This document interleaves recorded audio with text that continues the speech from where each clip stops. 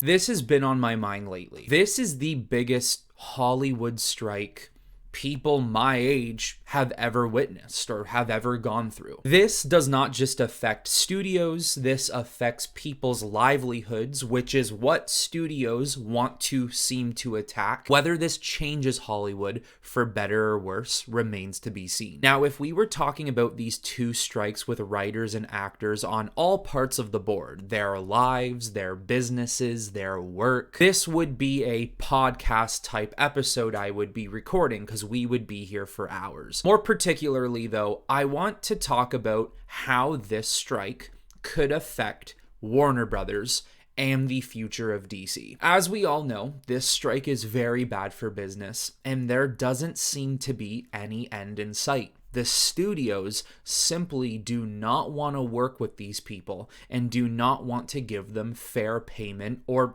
frankly, fair anything. Everything is getting delayed, movies and TV shows. Even movies that have already been completed are going to get delayed. Movies that are in pre-production are indefinitely delayed until actors and writers can get back to work. Movies that are nearing the end of their production are getting delayed. Look at Deadpool 3. I'm sure that movie was days, if not maybe a couple of weeks away from getting completed, and they had to stop production. Strikes in this business at first glance can be okay, let it play out, and when it's all done, we'll get back to work. But the longer strikes like this last, the more you start to realize that things only get worse moving forward in the strike and even after the strike. I've actually seen quite a few articles that have talked about this, that some production companies, the bigger scale production companies that is, are losing upwards of $600,000 a week because of their delays. And this is really bad because, like I've said, there doesn't seem to be any end in sight. There is absolutely no acting work and no writing work that can be done. And I hope this shows to these massive budgeted companies or these executives and CEOs like Bob Iger and David Zaslav, who are too greedy to take a little bit of a pay cut and up the pay of these people in need asking for fair compensation, because without them, people like Zaslav and Iger are nothing. Where do we go from here for DC? If you are excited for James Gunn's DCU, if you're looking forward to the future of the DCU, that's great and more power to you. Personally, for me, I'm not all that excited, although I am keeping an open mind. But what I will say is these strikes could not have come at any worse of a time for James Gunn, Warner Brothers, and DC's future. With Warner Brothers being a straight up broke company with nobody caring about their DC films and a terrible reputation, this strike comes at a terrible time because it can potentially ruin future plans. Something I think is going to happen, like a 98-99% chance of it, is Superman Legacy will get delayed. It will not come out July 2025. I could see somewhere maybe 2026. I understand that filming does not start until January of 2024, but the way I see it is that if these strikes do come to an end, some of the things that you could have been doing now if there was no strikes, you're going to have to do later, which could impact the full production in January, and it might need to push up the timeline. Who knows if this movie gets a pretty heavy delay and we get a 2026 timeline with no month and no day. That would be pretty telling on that the studio doesn't know what to do with the film or the future. Gunn, of course, submitted his first draft of the Superman film and casted all these people for Superman days and moments before the strikes came into effect, because he knew if he didn't do that, there would 100% be a delay. He would have nobody and no story. He had to do something. If these strikes come to an end, I personally find it hard to believe that this Superman script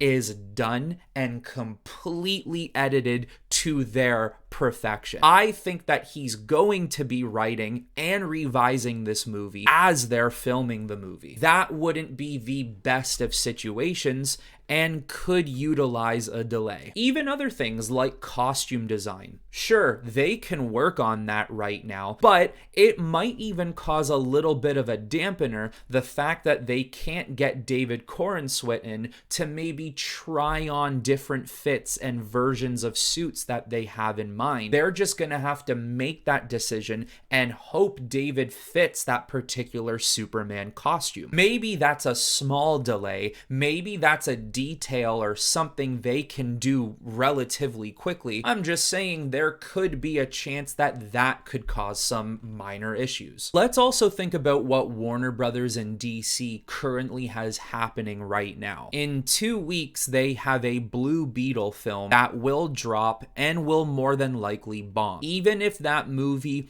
only needs to make $200 to $250 million worldwide to break even. Are we seriously living in a time where $200 to $250 million worldwide is good for big budget superhero films? In a world that has created a trend for these types of movies to make upward of 6, 7, 800 million worldwide, some of them even make 1 billion, is that acceptable? Can you really take that as a victory? And then moving beyond that, you now have Aquaman 2, which to me seems to be one of the biggest production hell type films I've ever heard of in my life, yet it's still managing to get released the same way The Flash did. And we all saw what happened to The Flash. There currently is no good word about Aquaman 2 right now. I don't think they have any audience interest in Aquaman 2. Amber Heard certainly damages that film. The fact that it's not part of the DCU certainly damages that film.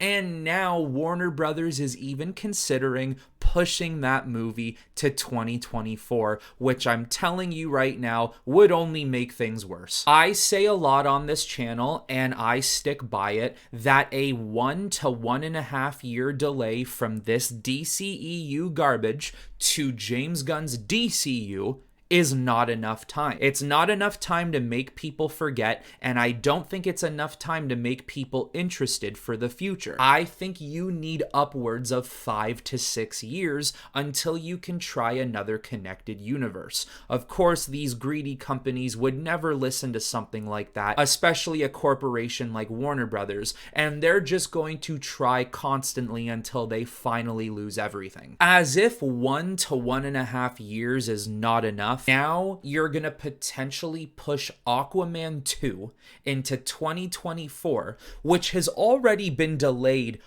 far too many times. And then you're going to have James Gunn's DCU start in 2025, while some of his TV shows that take place in the DCU come out in 2024, a little after Aquaman 2. There's way too much going on, and I'm telling you, will cause confusion amongst many people. Here's another huge problem that comes from the DCEU delays. A lot of people blame Gunn for what is happening to The Flash, potentially Blue Beetle, and Aquaman, and honestly just ruining DC right now. A lot of people are on Gunn's side, on the other hand, though. But I will tell you what it is. No matter how you feel about him, the DCEU is just straight up baggage on Gunn and his future. At the end of the day, this is all DC. It's all connected. It's all the same company. It's all the same business. It's all the same characters.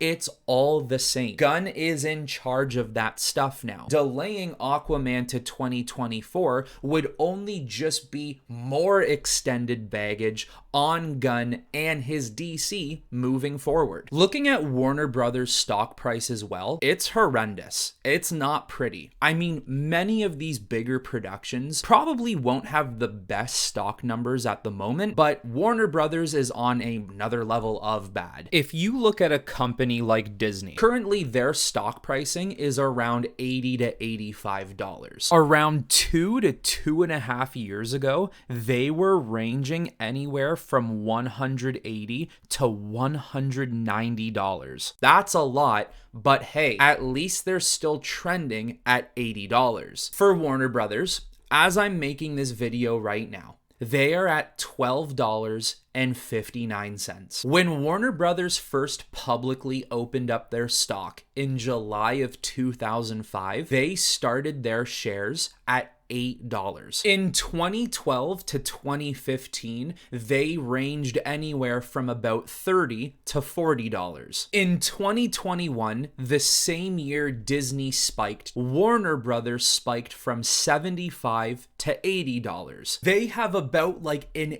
80% drop from 2021. Take in the fact that Warner Brothers currently right now at $12, and they're only going down every day like most companies are right now, but that's no different from Warner Brothers in general. If they opened up their stock pricing at $8 in 2005, what happens to this company if they reach back down to $8 for their shares today? That shows at the very least me, not only is the strike heavily affecting this company, but people who are invested in this company, people who have shares or stocks in this company are pulling out because nobody believes in them anymore. Even though right now they're trying to dress up their future in a very pretty light, not a lot of people are buying it. Literally, nobody's buying it. Their stock pricing will more than likely not get any better from here. If they delayed Aquaman 2 to next year, it would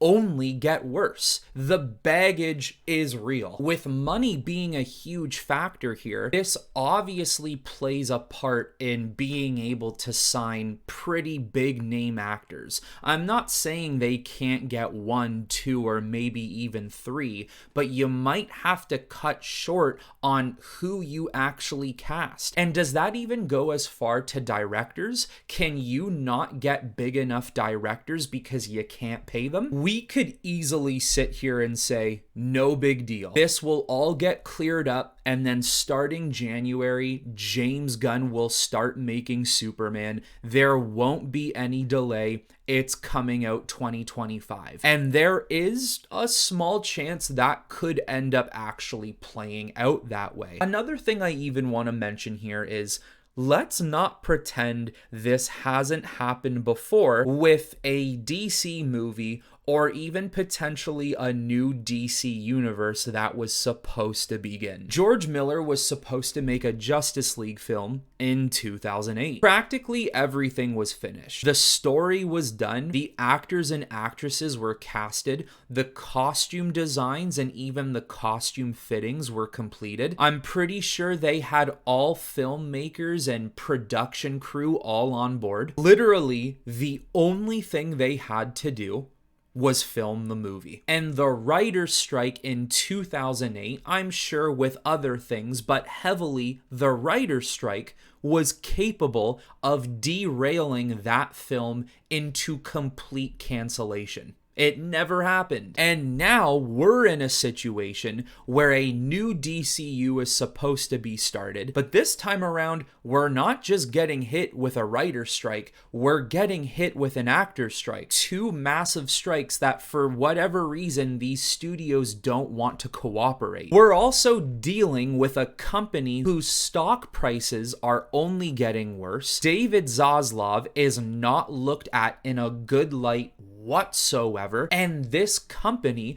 just keeps releasing bomb after bomb after bomb. Maybe, just maybe, things will start to clear up in the near future. Even if Superman Legacy needs to get delayed and they give it a date maybe 4-6 months later, maybe everything will be okay. Although, I have to be honest, when you look at all of these issues going on right now, and if history chooses to repeat itself, this all might not turn out the way we want it to. So that is my take on all of this. There is a limit to how much I know. If you are watching this video and by chance maybe you're more connected into these industries and these worlds than I currently am at the moment, put down in the comments below. Let me know what's actually going on. Let me know if it's actually better than what I have described it to be. Let me know if it happens to even be worse than what I've described it to be. I'm open to learning more and I'm open to knowing more. So with that being said, if anyone else has any insight or opinions, put in the comments down below. Let's talk about it. But that is all I have for you on this one, everyone. So until next time, I will talk to you all